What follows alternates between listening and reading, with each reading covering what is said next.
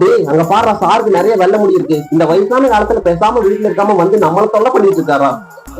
டேய் அங்க என்னடா சும்மா தொலைங்கானு பேசிட்டே இருக்கீங்க? நீங்க இல்ல கேப்பை விடாம எங்களுக்கு தொடர்ந்து பாடம் நடத்திட்டு இருக்கீங்க. நாங்க ஏதாச்சும் சொன்னோமா? டேய் ஒன்னத்தாண்டா எந்திரிடா. சார் நான் பேசவே இல்லை சார். தேவையில்லாம என்னையா சார் சொல்றீங்க? அப்ப பார்த்து எனக்கு என்ன கண்ணு தெரியாதா? அது எப்படி சார் எனக்கு தெரியும்? ஏதாச்சும் ஐ டாக்டர் போய் செக் பண்ணி கண்ணாடி போடுங்க. வாய் வேற பேசிட்டு இருக்க. நீங்க வா வா வா வா இங்க வா. இங்க வர சார். சார் இன்னொரு அடி மேல விழுந்துச்சுன்னா அவ்வளவுதான் சார் உங்களுக்கு. என்னடா என்னங்க மிரட்டுற? இப்பயும் பேரண்ட்ஸ் நம்பர் கொடுறா. வர வச்சு டிசி கிழிச்சு கையில கொடுத்துருவோம். பேரண்ட்ஸ் நம்பர் சொல்லு. போன் நம்பர் எல்லாம் கொடுக்க முடியாது சார். என்ன பண்ணுவீங்க? உனக்கெல்லாம் எவ்வளவு தைரியம்? வா பிரின்சிபல் போலாம். வா பிரின்சிபல்ட்டியா? நீங்க சொன்னா நானும் சொல்றேன். நீ என்னடா சொல்லுவ? இங்கிலீஷ் மிஸ்க்கு நீங்க லவ் லெட்டர் கொடுத்தா அந்த மிஸ் உங்களை கேவலமா திட்டினாங்களே, அந்த மேட்டர் நானும் சொல்றேன். வாங்க பிரின்சிபல் போலாம். ஐயோ இந்த மாதிரி இவனுக்கு எப்படி தெரிஞ்சு?